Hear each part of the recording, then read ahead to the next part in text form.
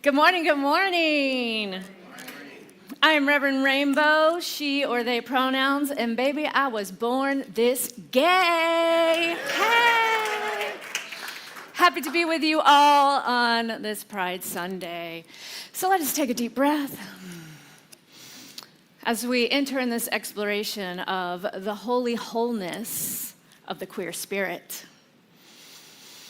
And talking about this idea of oneness and diversity, I think it's important to make the distinction when talking about the spiritual principle of oneness, that oneness isn't sameness, right?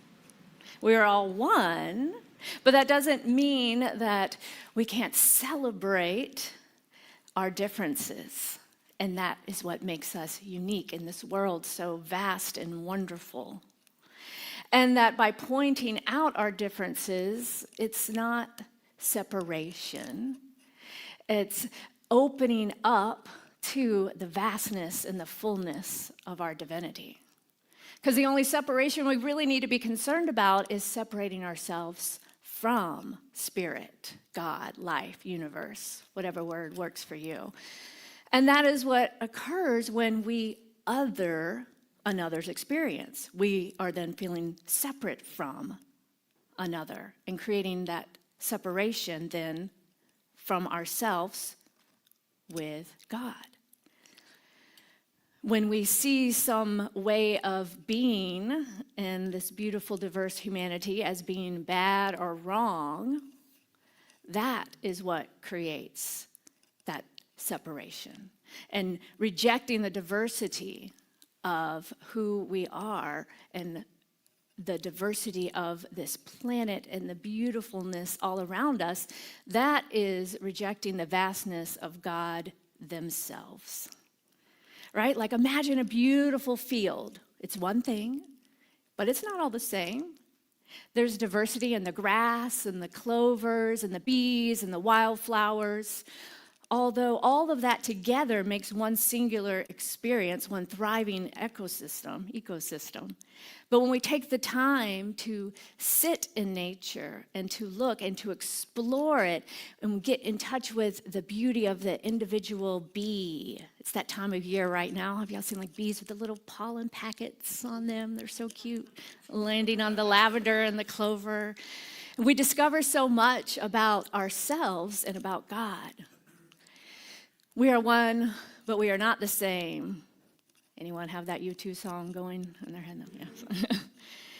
And yet we all have that divine pattern that is so beautifully expressed in nature and sacred geometry, right?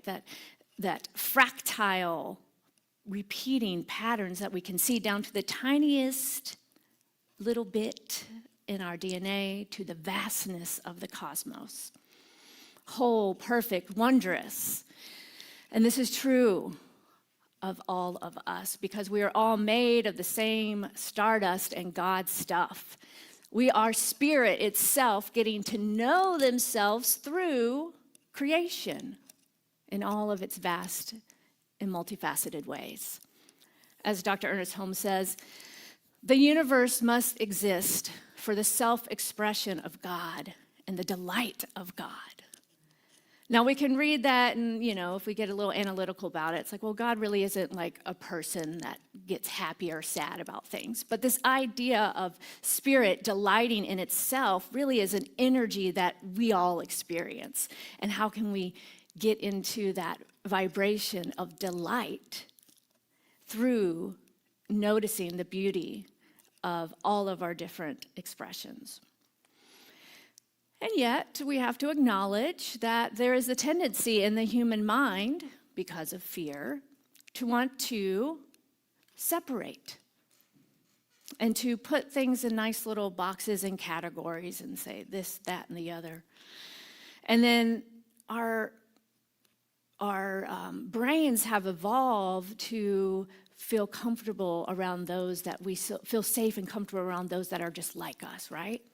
But yet, through the evolution of moving beyond that hardwiring of the brain that fears things that look different, we get to explore through this consciousness of oneness and becoming aware of the beauty of diversity. We get to stretch ourselves and grow by surrounding and choosing consciously to surround ourselves with those who are not just like us. But it's a bit uncomfortable, yeah? It takes stepping out of our comfort zone. And otherwise, if we don't challenge this or consciously choose to grow and expand in our own awareness of the vastness of Spirit's creation and to celebrate all that diversity of expression, then we will continue to live isolated, small, little lives. So as I mentioned last time I was here, that I'm in the midst of transformation. And already I feel a lot more light than I did just a few months ago. But literally every area of my life has been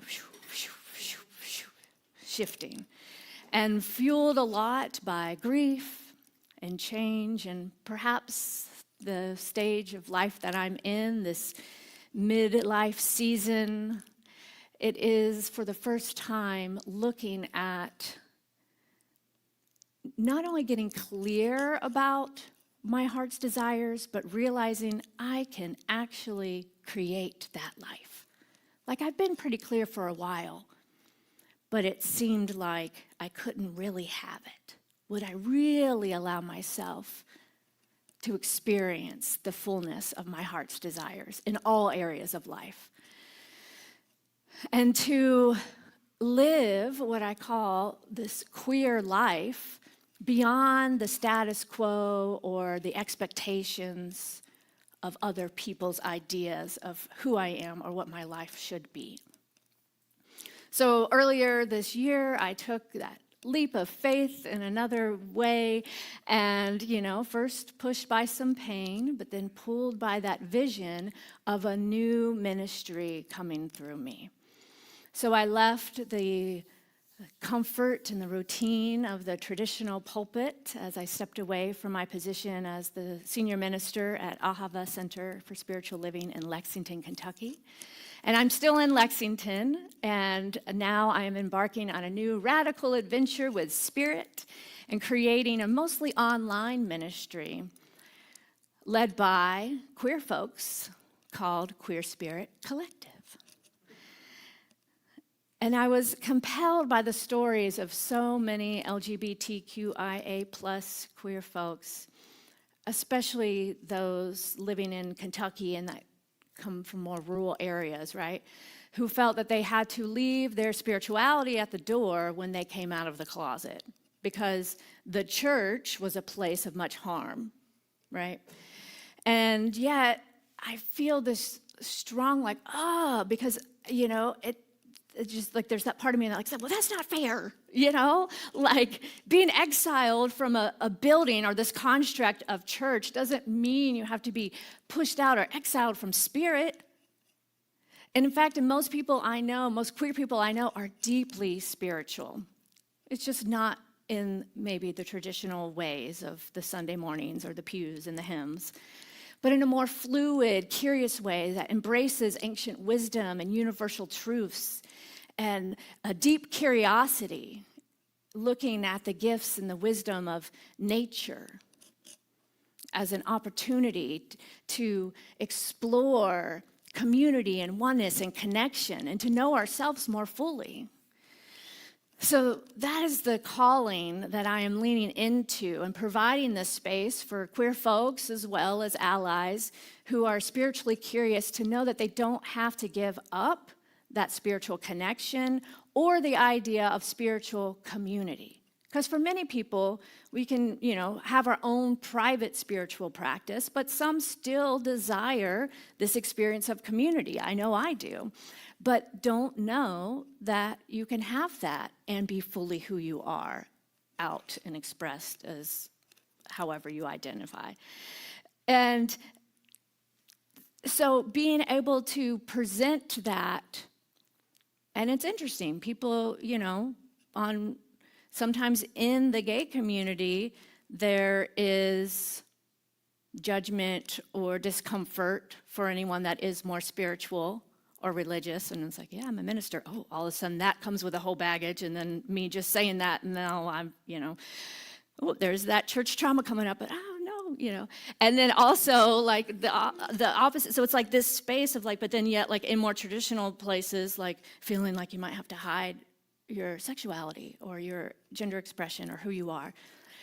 So my goal is the integration, right? And the oneness and love, which is totally our spiritual principles. And so it was very important to me that I also put the word queer in the name of what I'm creating, because I wanted to be explicit about it. I wanted to be bold in what this offering is. And I know that the word queer has traveled a long road, and it has some different contexts, and for people of different generations and different times, and for some folks of a certain age, that word was really used for harm. And I get that. And I understand that may still sting, and there may be that discomfort in hearing that word. And even for me, I'm not too young to have experienced that as well. And in fact, when I was in my young 20s and visiting a gay bar in Portland, walked out and the word, dyke, and an egg thrown at my face. And we're always, as much as we've evolved today, we still see that rise in that fear and that hate for something that is other and different. So it's important to me that it's still an active conversation, and that we don't just say, well, gay marriage solved that. We're all equal now, right? No, just like, oh, we had a black president. We solved racism. Sometimes there's these things in consciousness that people just think, it's like, no, we are just beginning the work, y'all. Let's stay in the conversation. So, so I just wanted to acknowledge that idea. But what I am doing is also, embracing the younger generations as well, reclamation of the word queer. And the word queer as being different or even weird. Like, I love being weird. I don't want to be the same. I don't want to be normal, And how can we look at this word queer more than just a label, but also as a spiritual reclamation? And so, I relate to it as an umbrella term that covers many aspects under the rainbow of gender identity and gender expression and sexuality, as well as neurodivergence and queer spirituality. To me, when I say queer, it's really the refusal to accept the status quo. Queer is being willing to look at something from a new perspective. Not just because, oh, well, that's how it's always been done, right? It's like, but why? There's an invitation for liberation. And it's the freedom to think for ourselves, because often in the queer community, we've already been kind of forced to navigate upstream in the world of what the standard roles look like. So there's this incredible, and I understand hard-won freedom that comes in that. And of course, I want to mention on this Pride Sunday the bravery, the courage, and the spiritual audacity of those who led the first Pride riot and spearheaded the queer liberation movement at Stonewall in New York City, what was that, 57 years ago, I believe? Yeah. So Marsha P. Johnson, Sylvia Rivero, trans women of color, drag performers were really on the forefront and the leaders of this movement that we benefit from now. And they not only fought for gay rights, but they also fought for the rights of the whole community to have access to things such as housing, racial justice, class justice.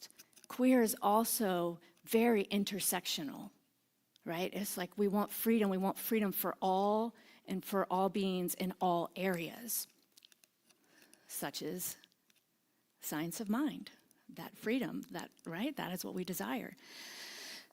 Yes, so when we stand together in solidarity and commitment to the wholeness and to the integrity of justice for all, we allow love to really be that guiding force and to take hold in our collective consciousness. And to me, one of the gifts of being queer is that when you don't fit into a box, you stop trying to live in one in all areas. And it becomes a great exploration of the vastness of spirit. Queering is loving yourself so much that you get to choose your life despite the cultural narratives, right? There's no like default way when everything is kind of different. And so I invite you to think of queer not just as a label for like someone who loves someone of the same gender, or not as like the opposite of straight, but as this dynamic, fluid, spiritual way of being in the world that we can all embrace. To be queer is to live in a state of divine curiosity. And it's the refusal to accept constructs of the world simply because that's how it is, or that's how it's always been. And to live in a way beyond the binary.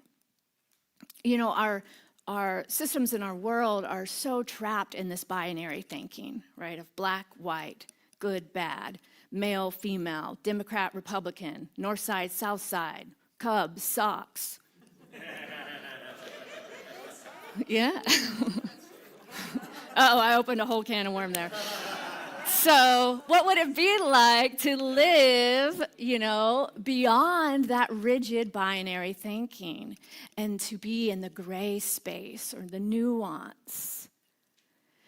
Because that kind of thinking is really what is holding the current systems and structures and consciousness in place, which are not very liberating.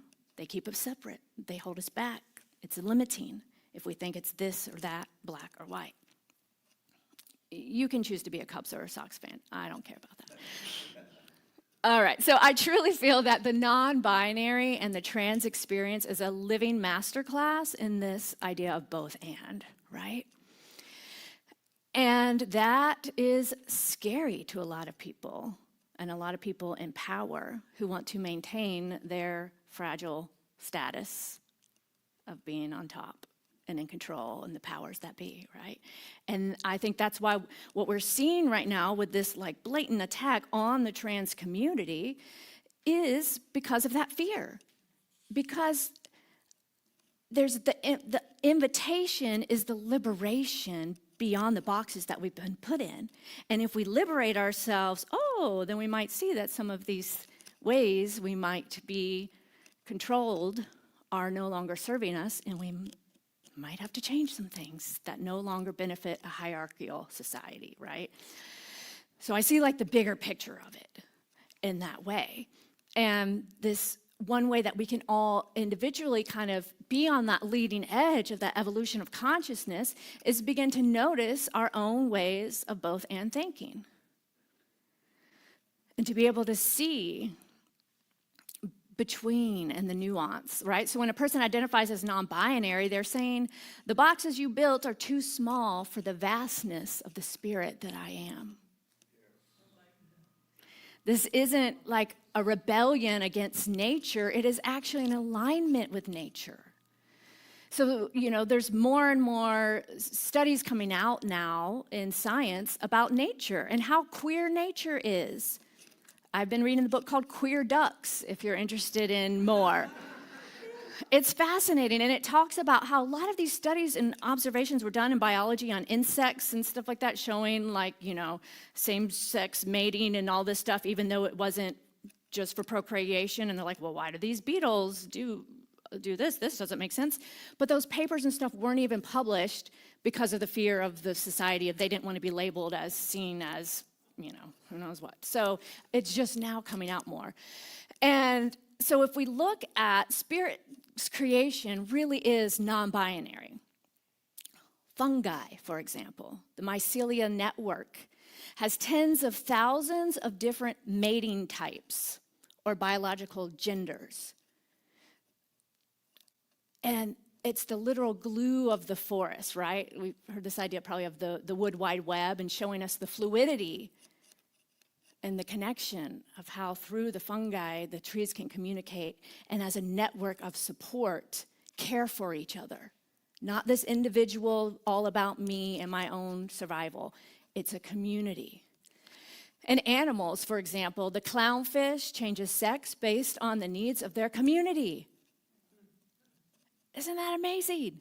And there's hundreds of species where same-sex pairing is the norm. Some of you may remember the famous penguins at the zoo, right? Yes. And, many different waterfowl have long-term bonds with the same sex. Roy and Silo, the gay penguins that became famous in the Central Park Zoo in the 90s. Plants as well carry both male and female. Many flowers can carry both the male and the female expression within a single bloom. And same-sex sexual behavior has been confirmed in over 1,500 species. So when people say that's not natural, I'm really curious what nature they're talking about, because it is very natural, and we, too, are nature. So when we embrace the queer expression within humanity, we're acknowledging the same creative genius that designed the fungi and the oak tree and the flowers and the birds and the penguins, designed us as a unique expression. And diversity is the very evidence of God's infinite imagination. And another thing I just want to mention is this isn't a new trend, this idea of trans and non-binary. People are like, well, I don't know, we just didn't have that back in my day. And I'm still trying to figure out these pronouns things, and I just don't get it. That's fine. And I just hope if you have that idea, that maybe there's an openness or a willingness to expand or to learn from others' experiences, because it's not a new idea. It's just that the Western world, colonization, and the intersection of the white supremacy and the religious theology kind of put a over all of that. Because the Native American culture held trans and gender nonconforming people in high regard, right? Known as two-spirited or third gender. The Navajo people revered individuals who possessed both masculine and feminine spirits as sacred mediators and healers. Another native to American tribe, the Zuni tribe, have a term called Lamana, which honors leaders who live beyond the binary gender roles. That's just a couple examples. It's really fun to research, at least for me. So if you're interested in this, like I said, Queer Ducks, do some searching, find out more. But these cultures, being different didn't lead to exile. It was revered. So my question is, how can this non-binary way of being in the world teach us all? What do we have to learn from this? And the freedom and the joy of expression, because I think it must be something pretty powerful that so many people are so scared of it. Because it's all about empowerment and community and connection. And when we come together and love and empower each other in our vastness, we become unstoppable as a people and can demand rights for all and equality. So, contrasting that with our modern Western culture, which is often putting everything into little categories and boxes. I don't know about you, but I hate filling out forms because I'm I don't fit any of these boxes, right? So the new thought teaches us that we are all sovereign beings who have the power within to transform the fear narrative and to lean into the strength and the power of our own inner truth. And that is something that only we individually can define. So we heal not by pretending that any harm hasn't occurred or just ignoring that, but by acknowledging it and honoring the resilience of those who have survived, who have paved the way, and returning to the love that we are, reclaiming our inherent worth and our value as a beloved expression of God, and standing tall in our own power and unique authenticity. Our freedom of expression, Our authenticity, our vulnerability empowers others to be free as well. Queer people, by our very existence, expand the consciousness of humanity. We show the world that you can reinvent yourself, you can rename yourself, you can reclaim yourself from the constructs that were imposed by others of the world. You can define yourself, you can evolve, you can transition, you can transform, and you could be the architect of your own soul. And I'm not saying that queer people are the only ones that have some special gift to give humanity, but this is Pride Sunday, and this is the context of today's talk. So let's look at how the queer community has something to offer all of us, not just as this thing to like, oh, good, yeah, sure, I don't care, who you sleep with, and it just be this kind of dismissive thing, like, I'm open. No, what if we were to really look at what are the gifts that it has to teach all of us? So when we stop trying to fit into a world that doesn't fit us, we start envisioning a new world, and a world that works for all. A world where straight, cisgender people are also free from the status quo expectations of how life should or shouldn't be. Because these narratives don't just hurt queer folks, right? They hurt us all. The holy, holy experience of the queer spirit is an invitation to bring us all out of the closet in whatever ways that we have hidden away parts of ourselves, or that we have deemed parts of ourselves different, other, or unlovable, right? So the queer identity fully expressed is a gift to humanity, and it only scares those who are clinging to that ego for safety, right? So to wrap up this beautiful month on love and to wrap up this message today on this Pride Sunday, I invite us to realize that we cannot fully love the one if we are excluding parts of its expression, or if we are saying some are good and some are bad or unholy. So to love God is to love the trans teenager, the gay elder, the queer spiritual seeker. I envision a world where we no longer have to hide or dim parts of ourselves in order to fit in or to manage other people's comfort or discomfort as a trade-off for being our own unique, God-given selves. To love who we want to love, to express all the beautiful colors with no limitation. So the invitation this week is to consider where in your life are you stuck in a binary? Where are you maybe saying, oh, I have to choose something, or I need to make a choice, or in some area of my life it's either this or it's that. When perhaps God is actually whispering, both and. Or perhaps God is screaming and shouting, yes, right? Yes, be bold, be more, be joy. Be free. So let's be like that fungi, connected as one, loving, honoring, and supporting each other, not despite our differences, but because we realize our differences make us stronger and more resilient. And let us be like the queer ducks who don't quiet their quacks because they know who they are and they are worthy. And let us be more like nature, unbothered by boxes or limitation, and to be like those flowers that bloom fully and freely, knowing that we are a holy expression of God themselves. And may we celebrate the queer spirit as a holy divine experience that it is, and allow more love and queer joy and freedom into all of our lives, which I say the world desperately needs. We can't simply look out there for things to change, but we can look within and we can begin to love ourselves more fully and our neighbors, and to allow this love to be the healing balm in such a divided world, yes? We are one and we are all worthy, and so it is. We're going to take this into prayer.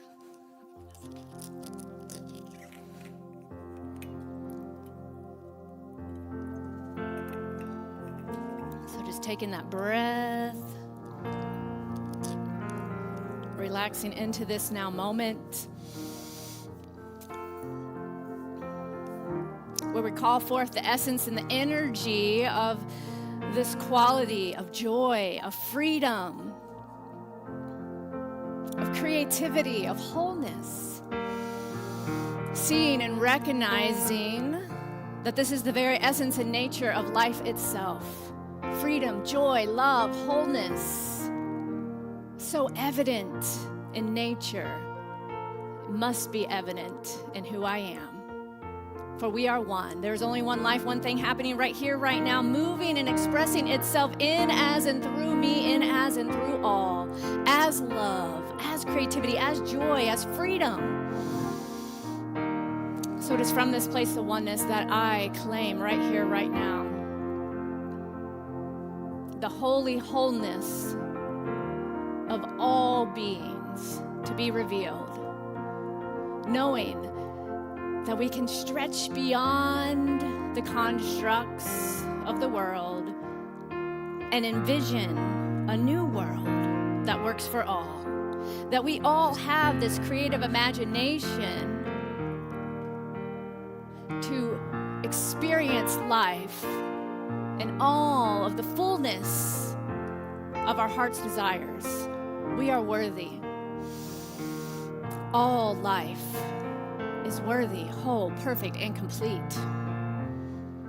So I'm so grateful to speak this word now, so grateful to bless this beautiful Pride Sunday and all those who are out at the parade today, just knowing that it is a space of joy and love and peace and authenticity, calling forth divine guidance and safety just to surround this whole area. To know that right where I am, God is, and all is well. And for that I give thanks. As I release this word into the law, knowing it always says, yes, yes, my beloved, it is done, and it is so. And so it is. Yes. Oh, that was